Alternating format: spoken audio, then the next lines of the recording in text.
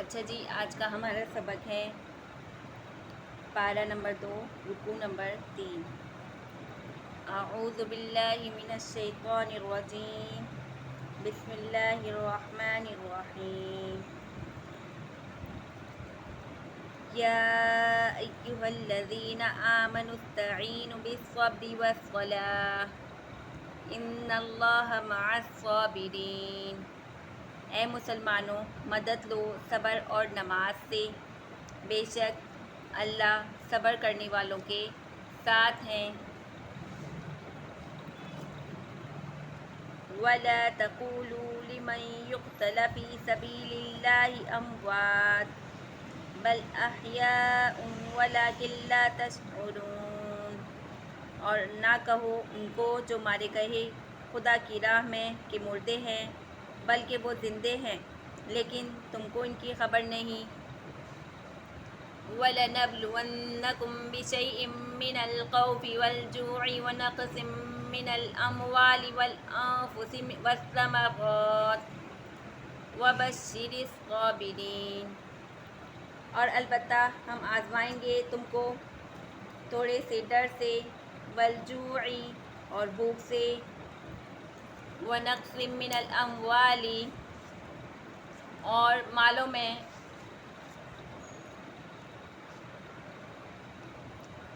نقصان سے، اور والانفس اور جانوں کے، والثمرات اور میووں کے، وبشر الصابرین اور خوشخبری دے دو صبر کرنے والوں کو۔ الذین اذا اصابتهم مصیبۃ قالوا انا للہ وانا الیہ راجعون۔ کہ جب پہنچے ان کو مصیبت تو کہیں ہم تو اللہ ہی کا مال ہیں اور ہم اسی کی طرف لوٹ کر جانے والے ہیں۔ اولئک علیہم صلوات من ربہم ورحمہ۔ ایسے ہی لوگوں پر عنایتیں ہیں اپنے رب کی اور مہربانی۔ وَأُولَئِکَ هُمُ الْمُهْتَدُونَ اور وہی ہیں سیدھی راہ پر۔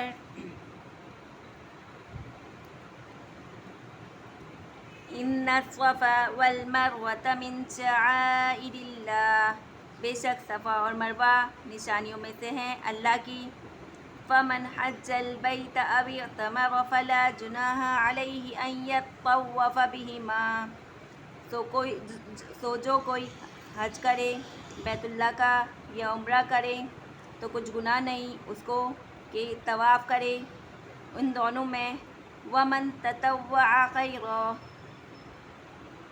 اور جو کوئی اپنی خواہش سے کرے کچھ نیکی، فإن اللہ شاکر علیم تو اللہ قدردان ہے، سب کچھ جاننے والا ہے۔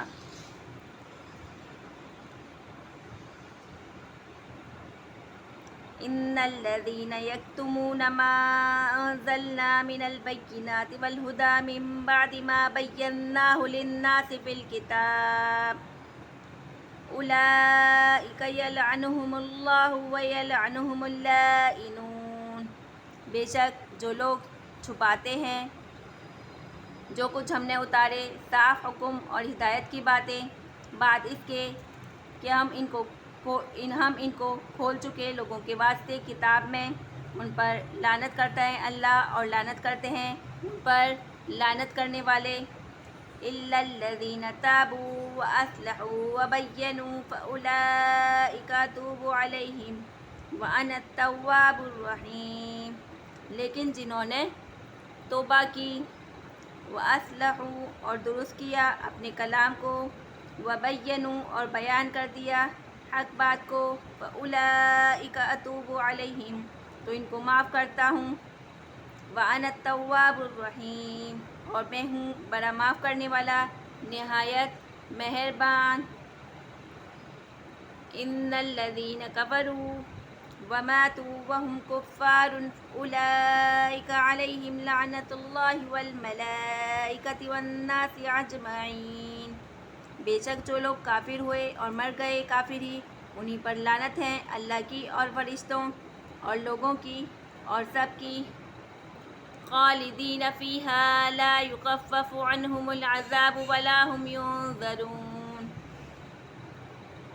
ہمیشہ رہیں گے اس لعنت میں، نہ ہلکا ہوگا ان پر سے عذاب اور نہ ان کو مہلت ملیں گی۔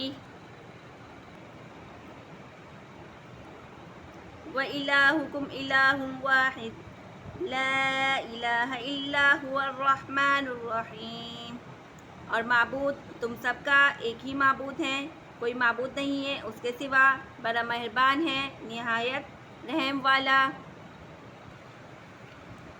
یا ایھا الذین آمنوا استعینوا بالصبر والصلاۃ، یہاں پر ہم رب کی بات کرتے ہیں گزشتہ آیات سے۔ تحویل قبلہ پر جو مخالفین کی طرف سے اعتراض تھا، اس کے دو اثر تھے۔ ایک مذہب اسلام پر کے اعتراض سے مذہب کی حقانیت میں شبہ پیدا ہو جایا کرتا ہے، اوپر کی آیتوں میں اس اعتراض کا جواب دے کر اس کا اثر دفع کرنا مقصود تھا۔ دوسرا اثر تبع اہل اسلام پر کے اعتراض سے بالخصوص جواب دینے کے بعد بھی اس پر بیجا اصرار کرنے سے قلب میں رنج اور صدمہ پیدا ہوتا ہے۔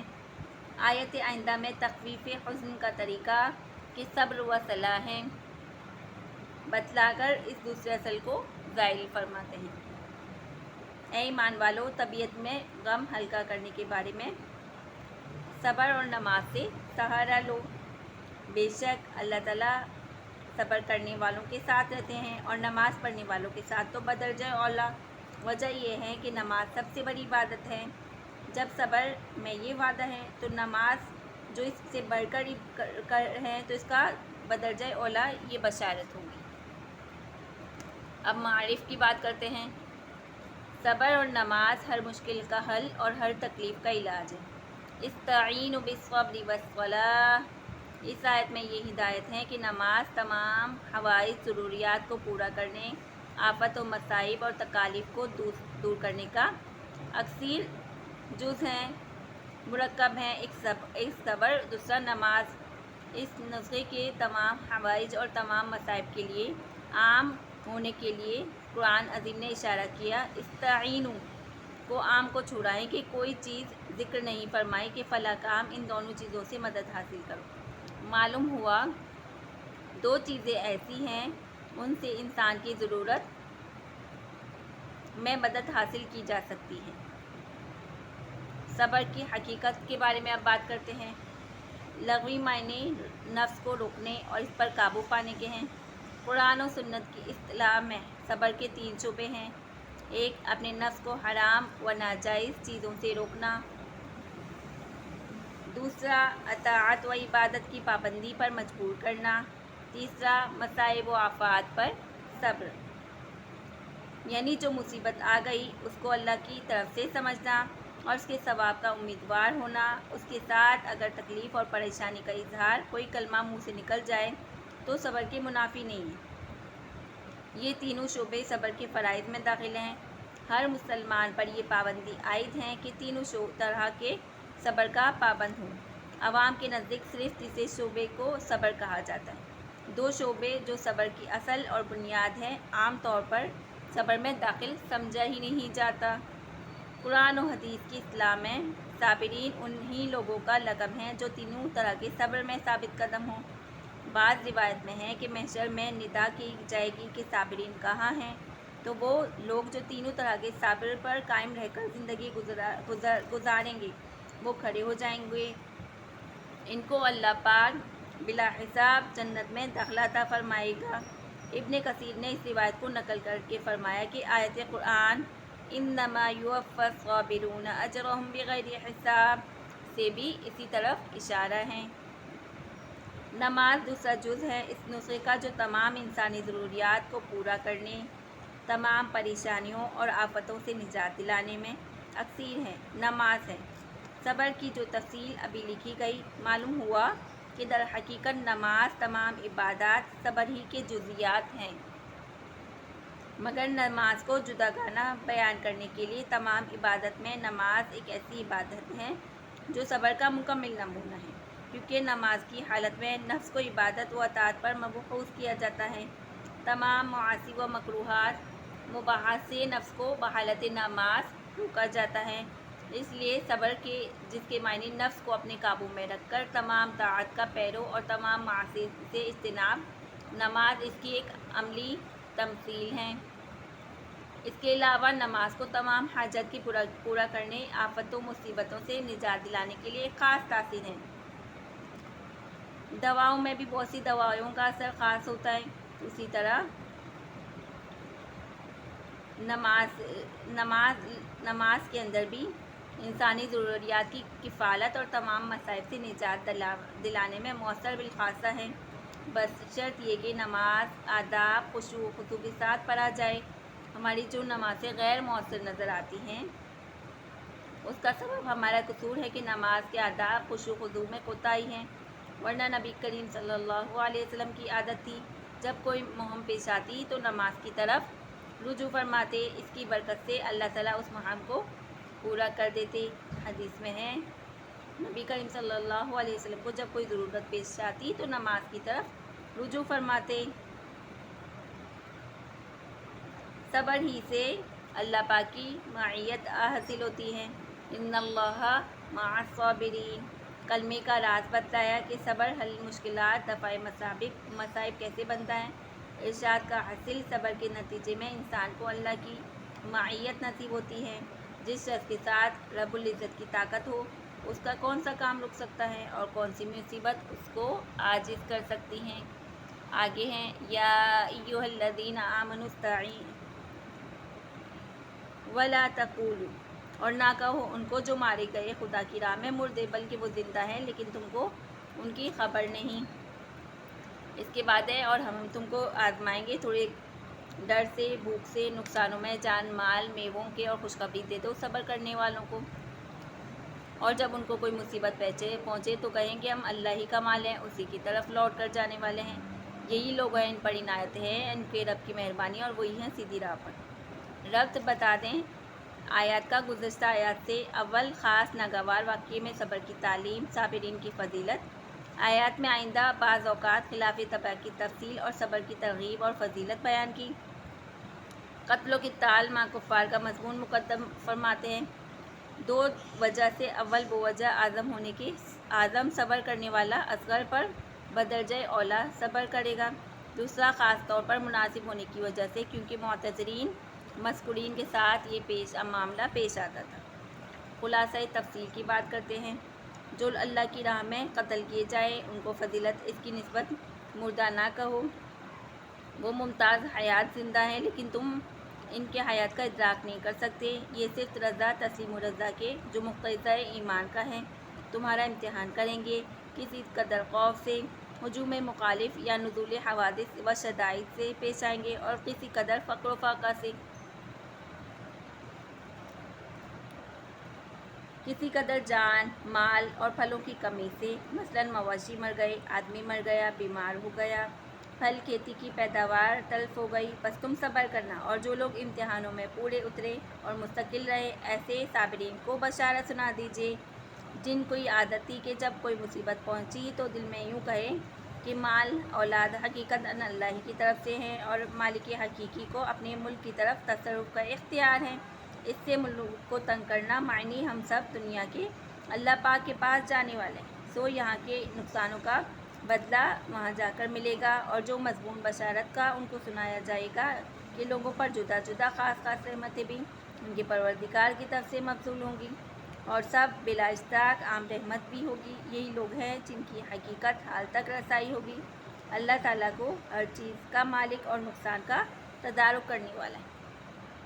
اب معارف کی بات کرتے ہیں کہ شہداء اور انبیاء کی حیات برزخی ہیں، ان کے درجات و تفاضل کے بارے میں، کہ مرنے والوں کو جس میں جب وہ قبر میں عذاب محسوس کرتا ہے اس میں مومن، کافر، صالح، فاسق میں کوئی تفریق نہیں، لیکن حیات برزخی کے مختلف درجات ہیں۔ ایک درجہ تو سب کو شامل ہے، کچھ مخصوص درجے انبیاء اور صالحین کے لیے مخصوص ہیں، اور انہی باہم تفاضل اس مسئلے کی تحقیق پر علماء مکالمات میں بے شمار ہیں، لیکن جو بات اقرب الی الکتاب والسنہ اور شبہات سے پاک ہے، حکیم تھانوی نے واضح فرمایا، اس جگہ اس کو نقل کرنا کافی نہیں۔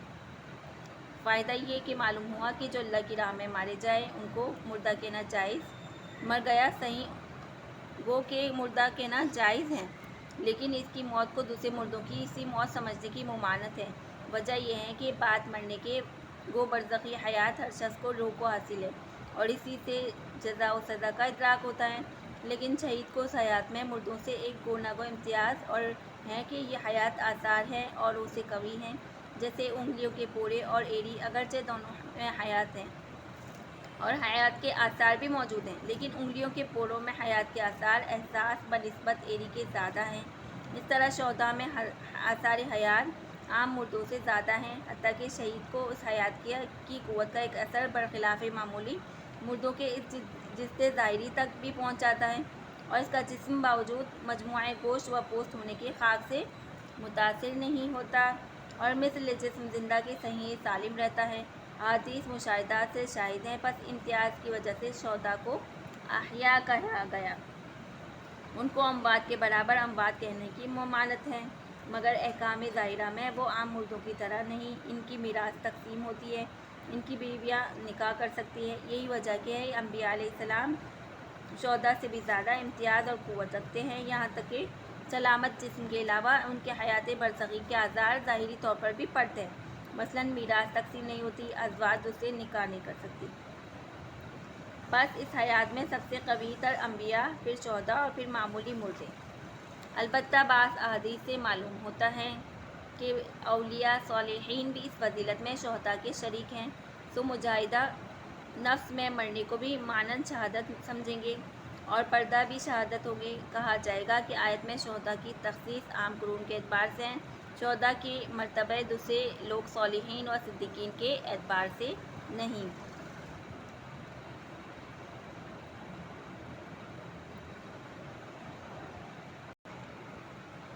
اب بات کرتے ہیں مسائل پر صبر کے آسان کرنے کی خاص تدبیر اللہ تعالیٰ کی طرف سے جو بندوں کو امتحان ہوتا ہے۔ حقیقت آیت وَإِذِ ابْتَلَىٰ إِبْرَاهِيمَ رَبُّهُ کی تفصیل میں گزر چکی۔ حوادث کی واقع ہونے سے پہلے اس کی خبر دینے سے یہ فائدہ ہوا کہ صبر آسان ہو جاتا ہے، ورنہ دفعتاً جب کوئی صدمہ پڑے تو پریشانی ہوتی ہے، اور یہ خطاب ساری امت کو ہے، تو سب کو سمجھ لینا چاہیے کہ دنیا دارالمحن یعنی محنتوں اور تکلیفوں کی جگہ ہے۔ حوادث کو عجیب اور بعید نہ سمجھا جائے، بے صبری نہ ہوگی، اور چونکہ لوگ نفس امر صبر ہیں، سب مشترک ہیں، اس لیے صلہ مشترکہ تو عام رحمت ہے جو نفس صبر پر موعود ہے، اور چونکہ مقدار اور شان خصوصیت ہر صابر کے لیے صبر کی جدا ہے، ان خصوصیات کا صلہ جدا جدا خاص عنایتوں سے ہوگا جو ان خاص خصوصیات پر موعود ہیں۔ صبر میں ان للہ کو سمجھ کر پڑھا جائے تو تسکین قلب کا بہترین علاج ہے۔ صابرین کی طرف نسبت کر کے یہ فرمایا جو مصیبت کے وقت ان للہ و انا الیہ راجعون کہا کرتے ہیں۔ حقیقت میں مقصود اس کی تعلیم ہے کہ مصیبت والوں کو ایسا کہنا چاہیے، کیونکہ ایسا کرنے میں ثواب بڑا ہے۔ اچھا جی، آگے آیت ہیں ان الصفا، بے شک صفا اور مروہ نشانیوں میں سے ہیں اللہ کی، جو کوئی حج کرے بیت اللہ کا یا عمرہ تو کچھ گناہ نہیں اس کو کہ طواف کرے ان دونوں میں، اور جو کوئی اپنی خوشی سے کرے کچھ نیکی تو اللہ قدردان ہے نیکیوں کا جاننے والا۔ ربط آیت کی بات کرتے ہیں۔ وَإِذِ ابْتَلَىٰ ابراہیم سے خانہ کعبہ کا مفصل ذکر ہوا، جس کے اول میں خانہ کعبہ کی جائے عبادت ہونے کا بیان ہے، اور آگے دعائے ابراہیم کی حکایت ہے۔ انہوں نے درخواست کی کہ ہمیں احکام مناسک سکھلا دیے جائیں۔ مناسک میں حج عمرہ بھی داخل ہیں، پس بیت اللہ کا مبعد ہونا قبلہ نماز بنانے کے لیے ظاہر کیا گیا۔ اس طرح حج و عمرہ میں بیت اللہ کا مقصد اہمیت واضح کر دی گئی۔ آئندہ حج و احکام کے بیان ہوں گے۔ صفا اور مروہ پہاڑیوں میں حج و عمرہ کے طواف کعبہ اور ان کے درمیان جو چلتے ہیں جس کو صحیح کہتے ہیں، کیونکہ زمانہ جہالت میں یہ بھی صحیح تھی۔ اس وقت صفا و مروہ پر کچھ مورتیاں تھیں جن کا نام نائلہ اور صاف تھا، اس لیے بعض مسلمان کو شبہ ہوا کہ یہ رسوم جاہلیت ہیں اور موجب گناہ ہو، اور بعض جاہلیت میں اس کو گناہ سمجھتے تھے۔ یہ شبہ ہوا کہ شاید اسلام میں بھی گناہ ہو، تو اللہ اس شبہ کو دفع کرنا مقصود ہے۔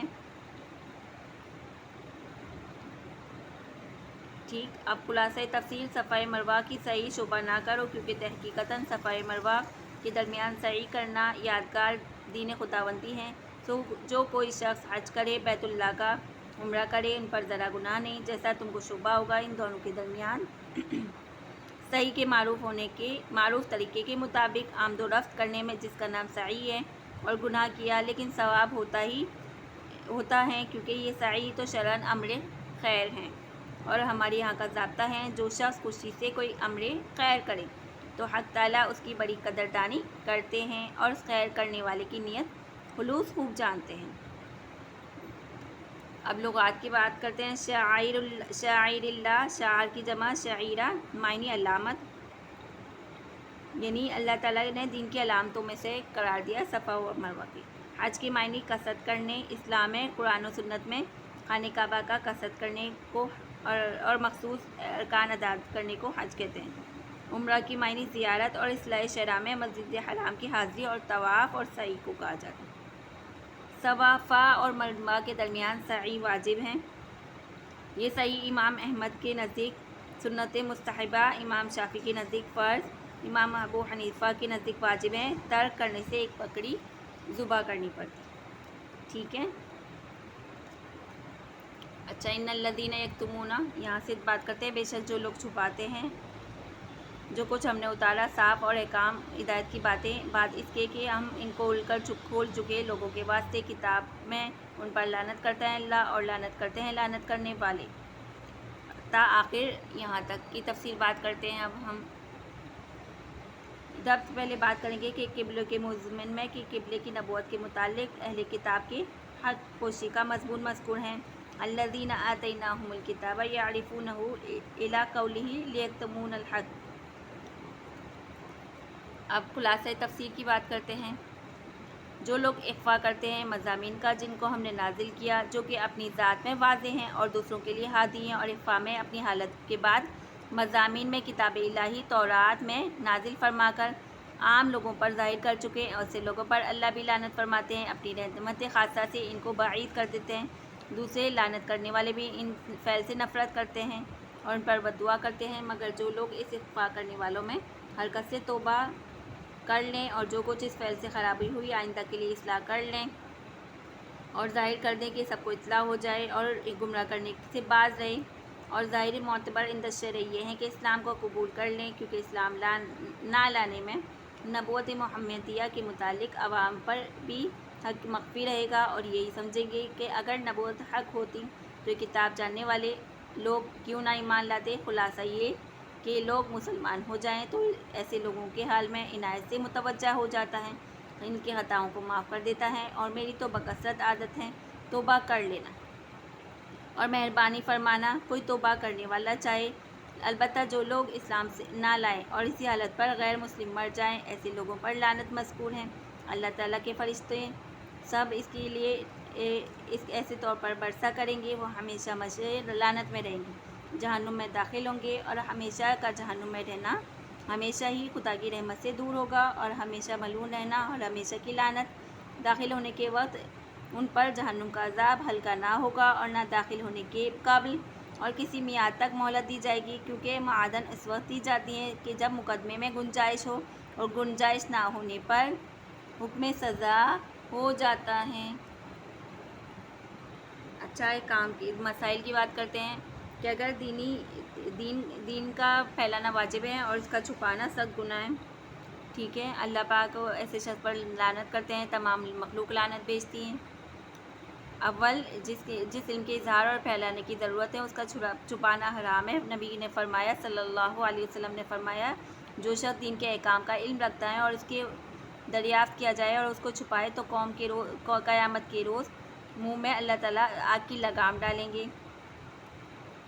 فقہاء نے فرمایا کہ وعید اس صورت میں ہے جب کوئی دوسرا آدمی کا مسئلہ بیان کرنے والا موجود نہ ہو، اگر دوسرے علماء موجود ہو تو گنجائش ہے کہ کہہ دے کہ دوسرا علماء سے دریافت کر لو۔ دوسری بات، جس کو خود صحیح علم نہیں ان کو مسائل احکام بتانے کی جرات نہ کرے۔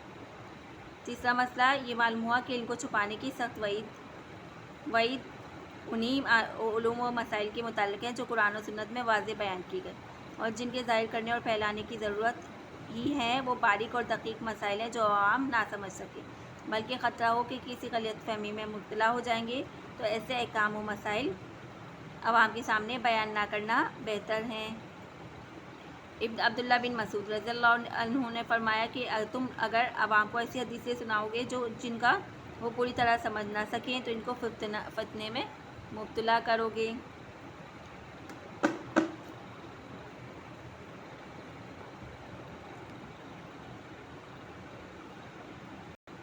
معلوم ہوا کہ جس شخص کے لیے غلط فہمی میں مبتلا ہونے کا خطرہ ہو اس کے سامنے ایسے مسائل بیان نہ کرنا۔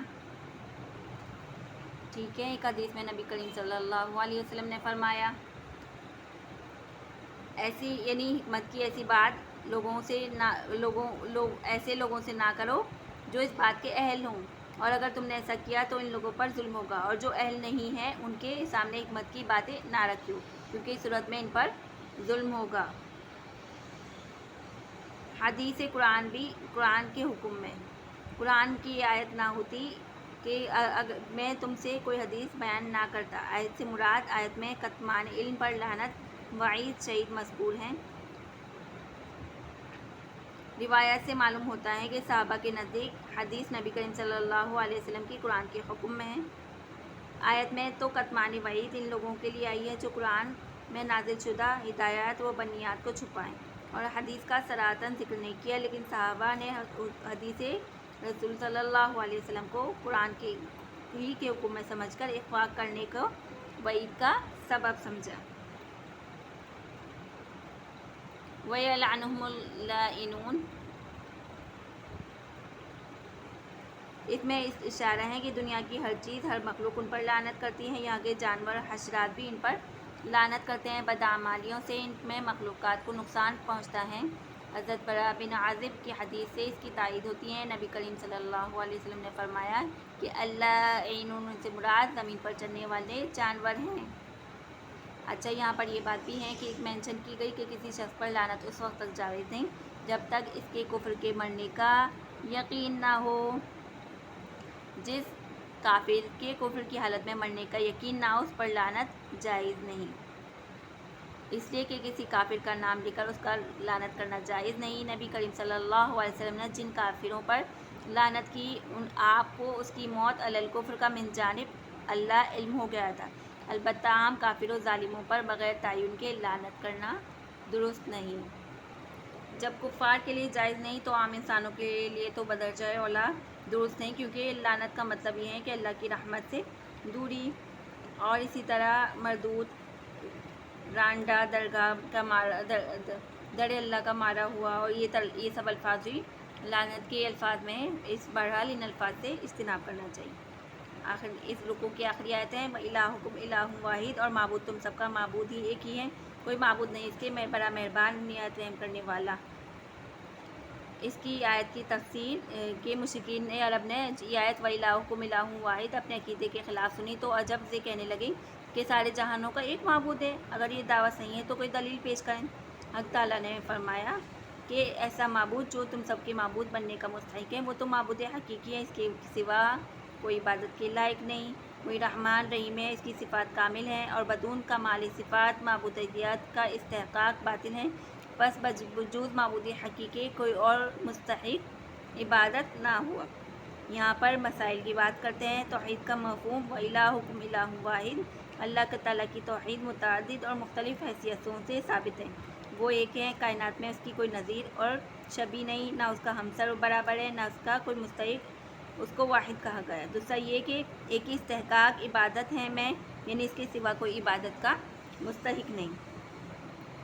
تیسری یہ کہ وہ ایک ہیں، یعنی ذی الاجزاء نہیں، وہ اعضاء سے پاک ہیں، نہ اس کا تجزیہ ہے اور تقسیم ہو سکتی ہے۔ چوتھا وہ ایک ہیں، یعنی وجود ازلی و ابدی ایک ہی ہے، وہ اس وقت بھی موجود تھا جب کوئی چیز موجود نہ تھی، اور اس وقت تک بھی موجود رہے گا جب کوئی چیز موجود نہ ہوگی۔